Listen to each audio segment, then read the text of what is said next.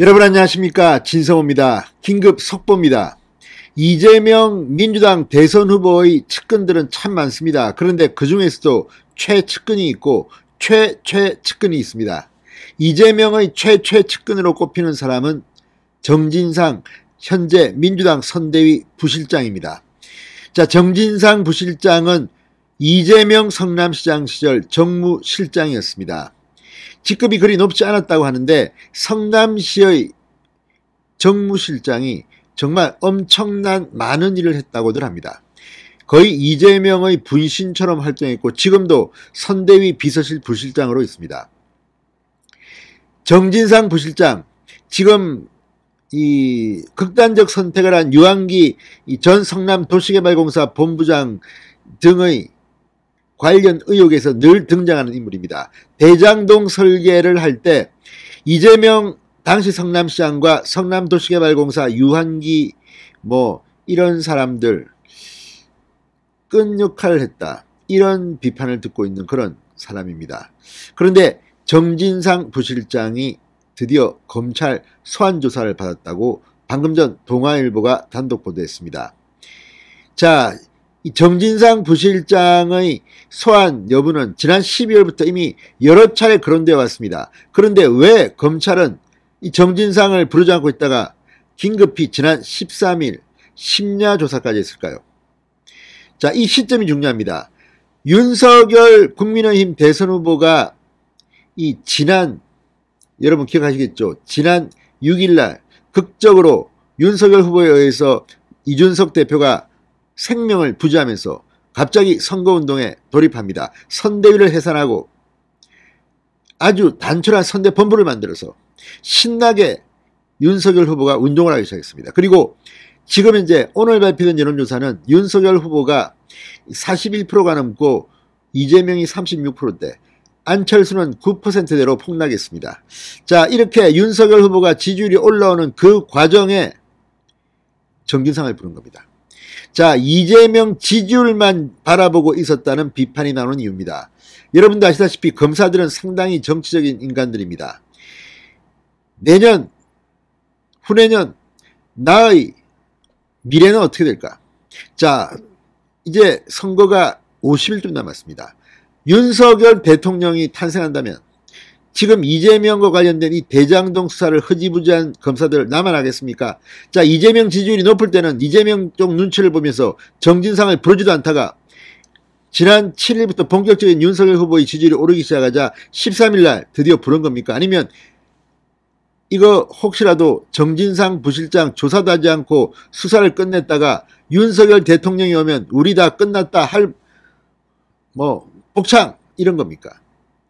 자, 또 하나, 윤석열 후보의 지지율이 굉장히 올라서 이제 윤석열 당선이 예상된다고 하면 아마 이들은 정진상 부실장을 강하게 족칠 겁니다.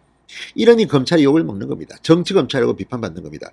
그렇긴 하지만 13일 아주 미묘한 시점에 이재명의 최측근 유한기, 김문기 두 사람의 수상한 죽음, 또 그 뒤에 변호사비 대납 의혹을 제기했던 이모 씨의 죽음, 이런 분위기 속에서 검찰이 정진상을 부른 게 아닌가 싶습니다. 자, 정진상 무슨 진술을 했을까요? 진성호의 융단 폭격 시작합니다. 정진상 민주당 선대위 비서실 부실장을 융단 폭격합니다. 방송에 앞서 아직 진성호 방송의 구독자가 아니신 분은 붉은색 구독 버튼 눌러주십시오.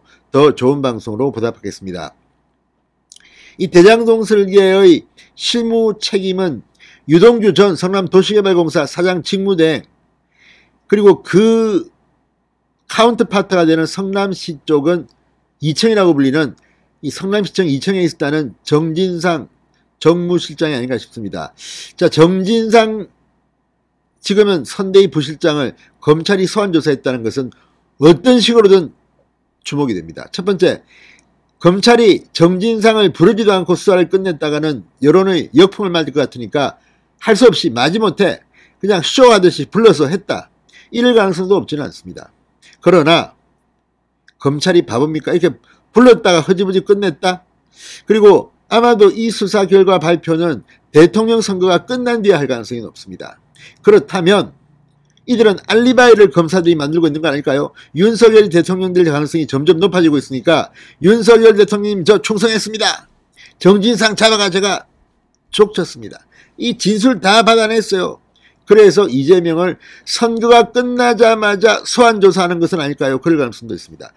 반대로 이재명이 대통령이 되면, 당선이 되면, 정진상 뭐 불렀더니 뭐 나온 거 아무것도 없어. 그거 다 찢어버렸어요. 이렇게 되는 것은 아닙니까? 이래서 국민들이 의심을 하는 겁니다. 물론 어떤 경우가 될지 우리는 예상하기 힘듭니다. 그러나 정진상을 불렀다는 것이 중요합니다. 자, 동아일보에 따르면 서울중앙지검 전담수사팀 김태훈 4차장 검사는 13일 정부실장을 불러 14일 새벽까지 조사를 진행했다고 합니다. 애초 검찰은 정부실장을 지난해 12월 초 불러 조사할 방침을 세웠지만 이게 무슨 이유인지는 모르지만 흐지부지 이까지 왔습니다. 이걸 보면 정말 이재명이 셉니다. 독합니다. 무섭습니다. 사람들이 막 죽어나가는데 이게 관련이 있는지 없는지는 모르지만 검찰도 이거 뭐지? 우리도 조심하자.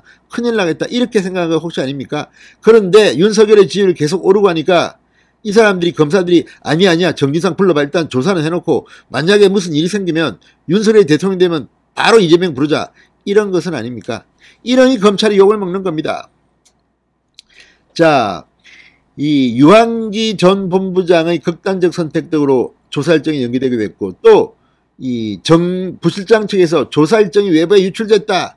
조사 일정을 연기하기도 한 것으로 전해졌습니다.